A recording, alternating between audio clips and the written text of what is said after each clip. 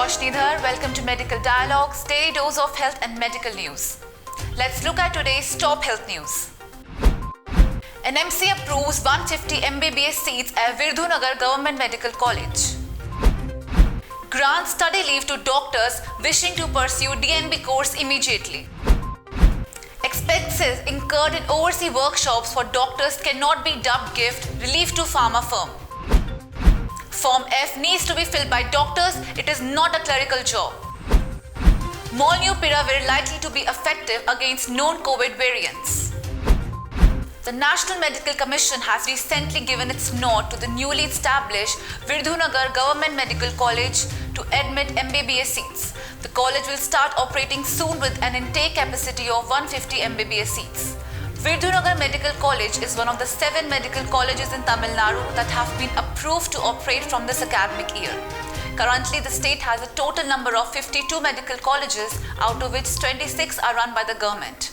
The Dean of the Medical College, J. Sangumani, said that the construction work of the medical college is at advanced stage. Almost 95% of the work is completed and furniture has arrived for the college.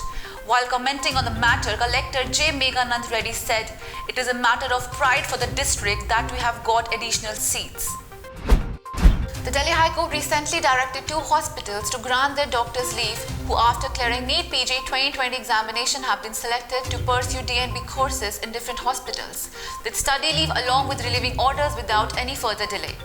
The Delhi High Court bench of Chief Justice D.N. Patel and Justice Jyoti Singh orally also observed that the doctors should not be made to run pillar to pose merrily for obtaining NOCs and other permissions. The case was about the appellants who are working as medical officers in different hospitals. They had appeared in the NEET PG 2020 examination for sponsored DNB seats and were assured by the hospitals that they did not have any objection for the doctors to appear in the NEET examination. And in fact, the grant of study leave was also scheduled to be processed after getting selected in NEET examination. Study leave was not granted to the appellants here on account of the pandemic COVID-19, as the services of the doctors were required at the hospitals. They further submitted that the matter was reconsidered by the Honorable Lieutenant Governor and approval has now been accorded for grant of study leave to the appellants. After listening to the contentions, the High Court bench found merit in the contentions of the appellant that the respective hospital had granted NOCs to the doctors and therefore there was approval and sanction for taking admission in the PG course. Later, they were issued NOCs by the respective hospitals. The court further said the last date for admission is 30th September 2021 and if the appellants are not granted study leave during the course of the day, they will be unable to join the PG course. If the appellants join the course, it shall only inure to the advantages of the hospitals as the appellants would be acquiring higher education and qualifications.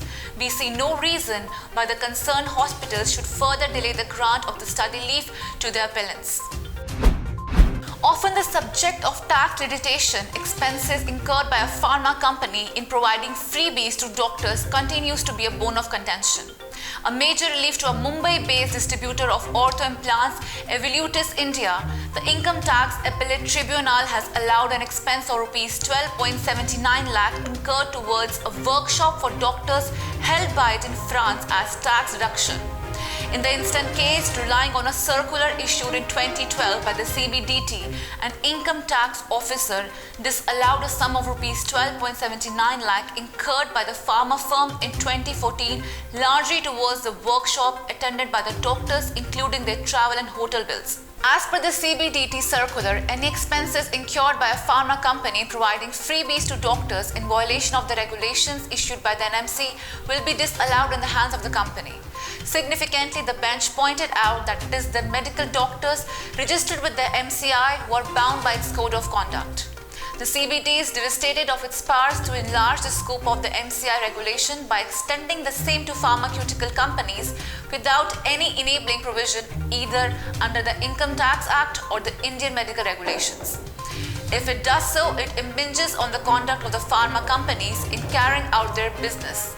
The bench also relied on the decisions passed by various high courts and subsequently held that the income tax officer was not justified in disallowing the expense of Rs 12.79 lakh.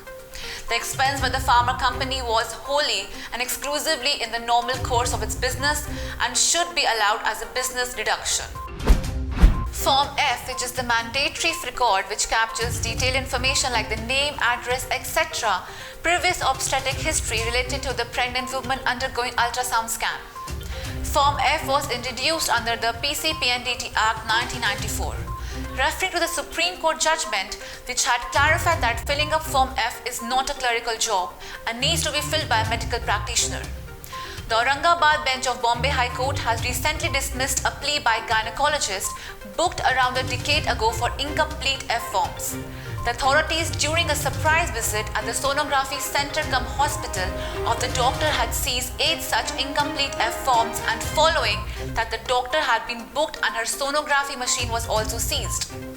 The doctor had challenged the initiation of case proceedings against her before the High Court bench. The bench, comprising of Justice Surendra Tavade, turned down the plea and was quoted by saying that said order is legal, valid and proper. The PCPNDT Act was formulated with the idea of punishing all those trying to engage in gender-based feticide, and Form F acts as a key to such convictions. Dismissing the plea by the gynecologist, the High Court bench noted, "It appears from the impunged order that the trial court has considered the averments made in the complaint and the documents produced on record. Therefore, it can be said that the trial court had applied its mind before issuance of process." Laboratory study shows that the Merck experimental oral COVID-19 antiviral drug molnupiravir is likely to be effective against known variants of the coronavirus, including the dominant highly transmissible Delta. The company said molnupiravir targets the viral polymerase, an enzyme needed for the virus to make copies of itself. Data show that the drug is most effective when given early in the course of infection. The US drug maker tested its antiviral against nasal swab samples taken from participants in early trials of the drug. Delta was not in wide circulation at the time of those trials, but molnupiravir was tested against lab samples of the variant behind the large surge in COVID-19 hospitalizations and deaths. Merck is conducting phase 3 trials of the antiviral it is developing with Ridgeback Biotherapeutics, one of treatment of COVID-19 and other as a preventive. That's all from the Health World today. Never miss a medical update from Medical Dialogues. Like, subscribe, and press the bell icon.